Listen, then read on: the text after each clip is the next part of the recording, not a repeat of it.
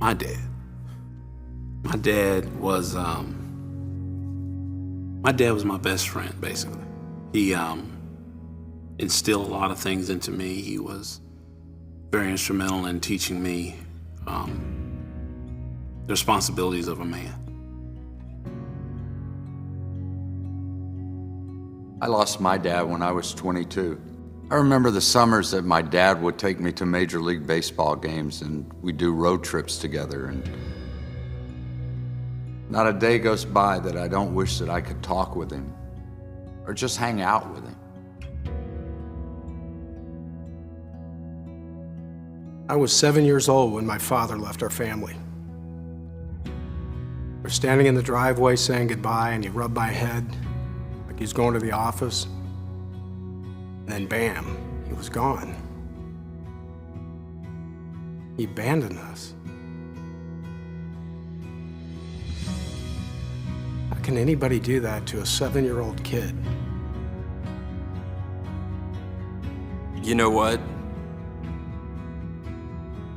I don't even have a dad. My dad left me, my family, and my mother for a woman who's 2 years older than me. Who does that? Who does that to a family? He destroyed our family, and he just doesn't care. He was a joy to be around. You know, every time I was in a bad mood or upset about something, I'd sit down and talk with him. Almost instantly, I'm in a better mood, you know? And I'm laughing, and I'm like, oh, you know, I was supposed to be sad. I was supposed to be angry. Well, why am I laughing right now, you know? And that's just what he did. That's one of the things I really loved about him. You know, my dad, he was more of a buddy than a father, really. You know, his whole philosophy was you work hard and you play hard. And we did play hard, played real hard. You see, my dad, he taught me his version of what it meant to be a man. And he led me down a whole lot of roads that just end up being dead ends. One bad decision after another, and I'm still paying for it to this day. My dad. My dad. My dad. My dad.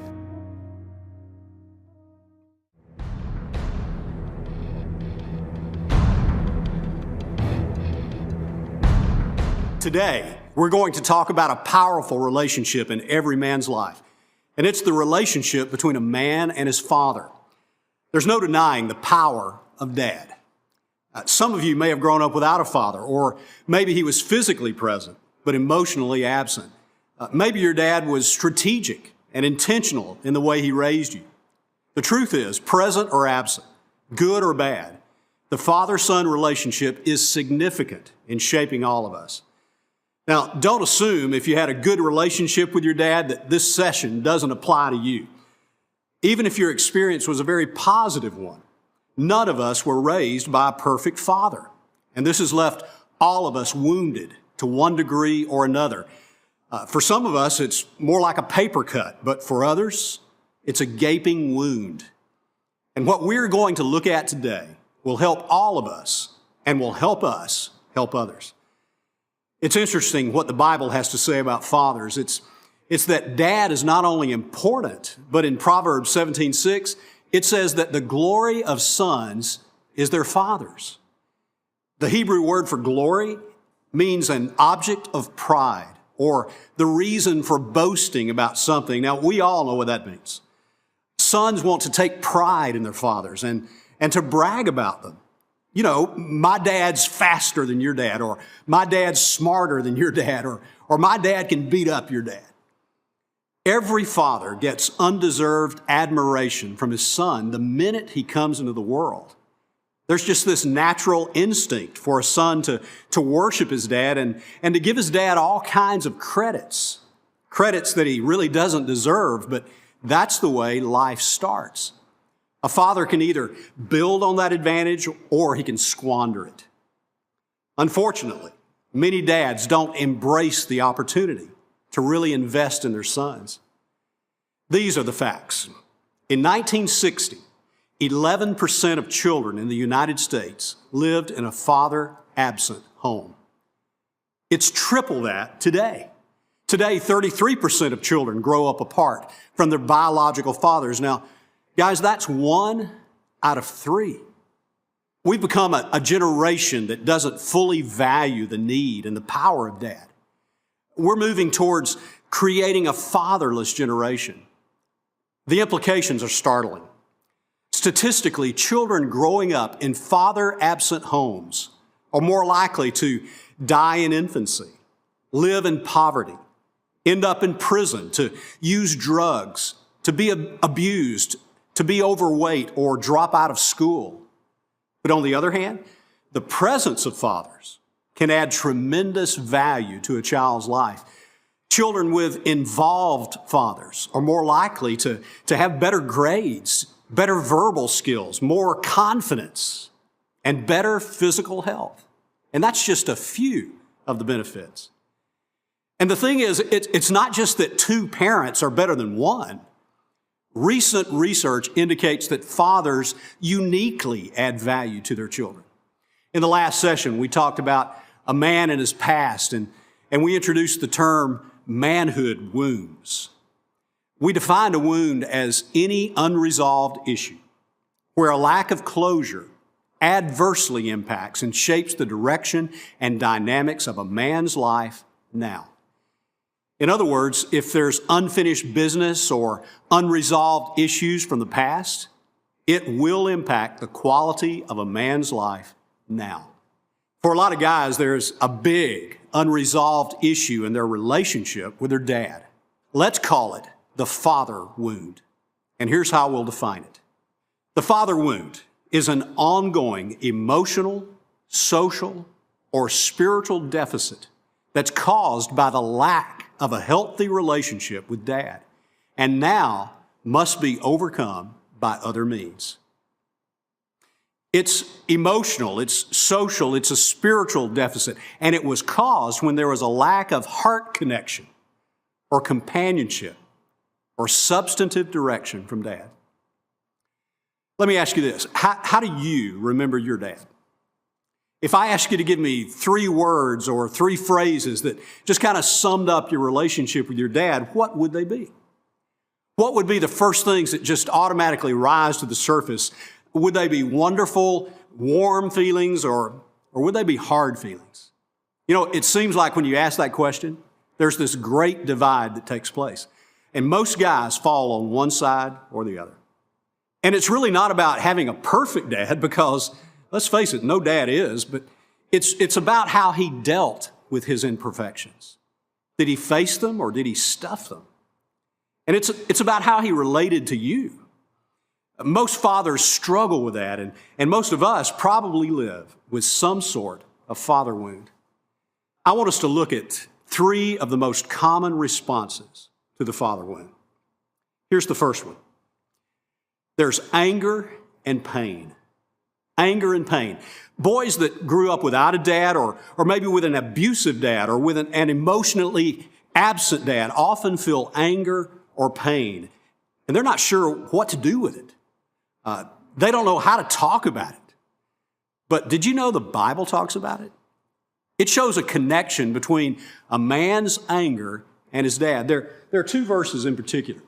The first is in Ephesians chapter 6, verse 4. Listen to what it says. Ephesians 6:4 says, "Fathers, do not provoke your children to anger, but bring them up in the discipline and instruction of the Lord." Now, this is talking about giving your children life direction and filling up their soul with substance, but it makes an interesting connection. It recognizes that if fathers don't do this, they can create anger in their children. There's another verse, Colossians 3:21 says this. It says, "Fathers, do not provoke your children, or they may lose heart." In other words, fathers, don't wear your children out. That's what that word provoke implies. And that's what happens when a father becomes over-demanding or when his demands and expectations aren't coupled with tenderness and affection. There was an interesting story in Sports Illustrated about NFL tight end Jeremy Shockey, and the title of the article was "The Revenge of Jeremy Shockey," or how a fatherless boy from Oklahoma poured his rage into football, stuck it to doubting coaches, made himself into the most explosive young player in the NFL, and became the toast of New York. You see, Jeremy's father left him at a young age.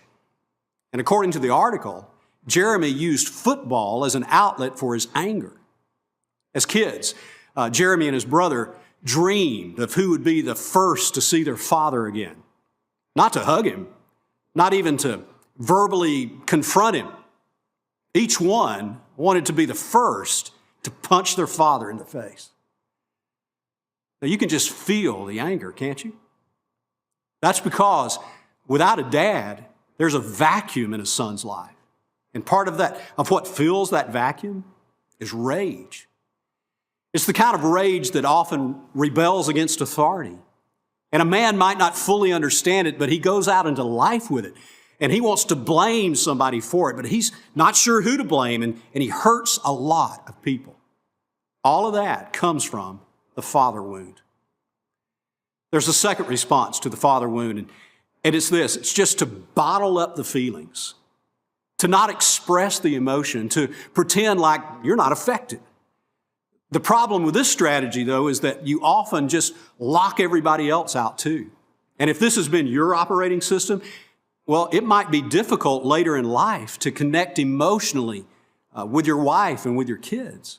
Entrepreneur and hip-hop artist Jay-Z put it this way. He said, when you're growing up, your dad is your superhero. Once you've let yourself fall that in love with someone, once you put him on such a high pedestal and he lets you down, you never want to experience that pain again.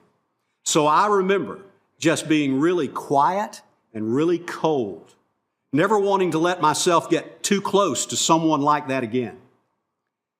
And I carried that feeling throughout my life until my father and I met up before he died.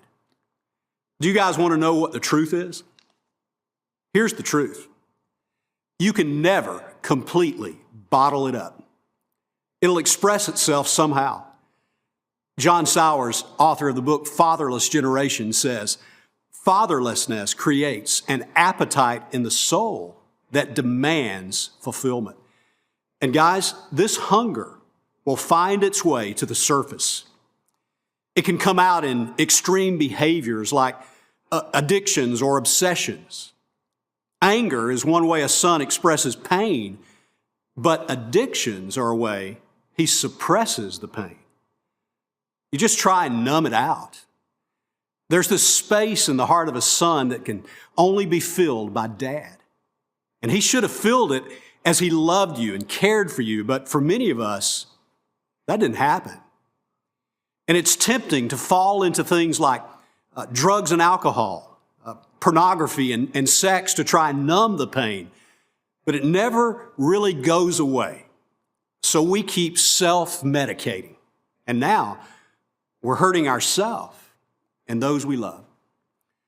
A lot of men try and numb the pain through performance. They become workaholics or performance junkies. And they're always performing for a dad who wasn't there, acting like an invisible dad is somehow watching now, and maybe this time he'll be impressed. But all the accomplishments never seem like they're enough. That's why it's so important in our journey toward authentic manhood to look back, because sometimes we find ourselves locked into addictions, behaviors, or patterns we don't understand. And by finding the root of the behavior, it can help us to move beyond it. A third symptom of the father wound is an inner sense of lostness or incompleteness. Maybe it doesn't come out as anger or bottling it up, but inside we just feel weightless. We feel lost, and there's something missing, and we feel it. Sometimes this incompleteness can be relational. We never felt like we were accepted or validated by our dad. We wanted a father who would praise our accomplishments and declare manhood upon us and bless our future. But it never happened. And that can foster an insecurity or shame in us. This incompleteness can also be informational. In other words, our dad never taught us how to shave or to balance our checking account or how to pursue a woman. And so now we feel like there's this secret male knowledge out there somewhere, and every guy knows it but us. I just wanna be like you, walk like, talk like, even think like you. The only one I could look to. You're teaching me to be just like you. Well, I just gotta be like, I just gotta be like you.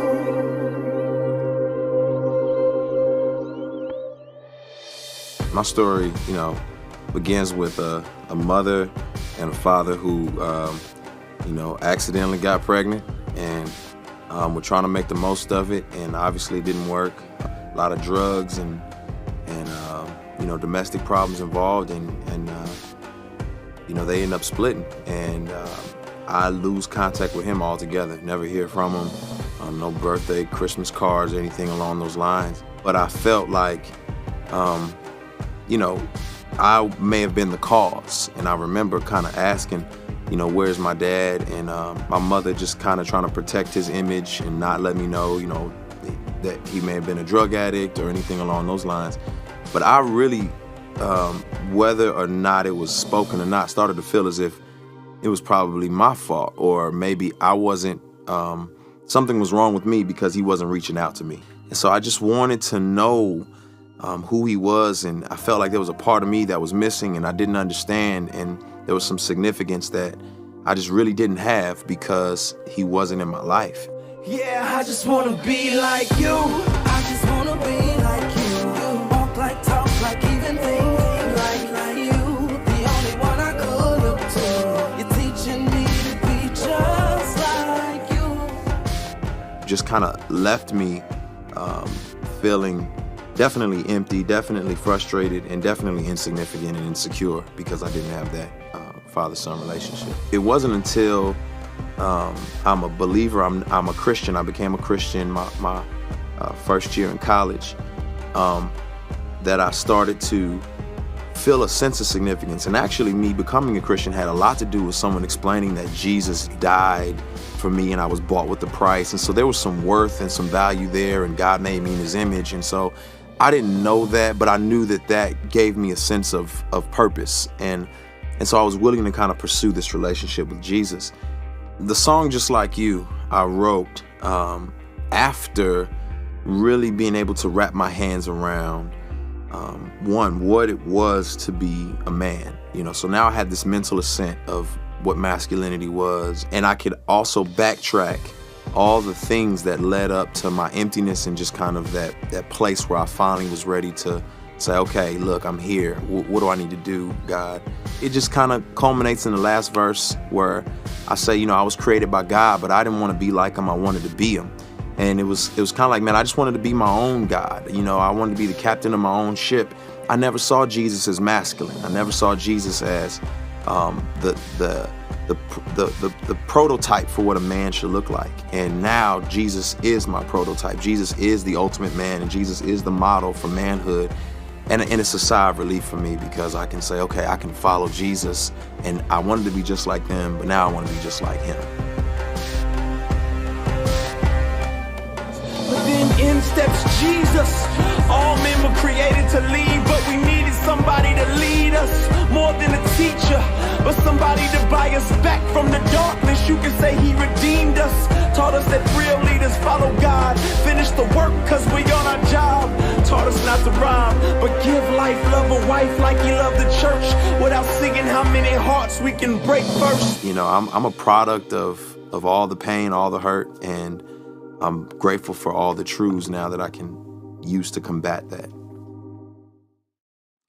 There's anger and pain, the bottling up of a feeling. And there's an inner sense of lostness or incompleteness.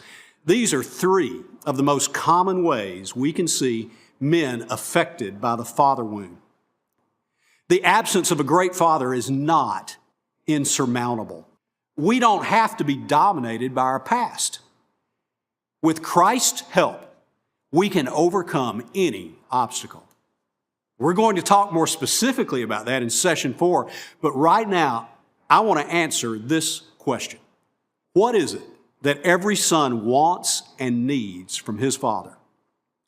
It's important to understand the answer to this question because it not only helps us fully understand our own father wound reality, but it also helps guard us from inflicting this wound on our sons.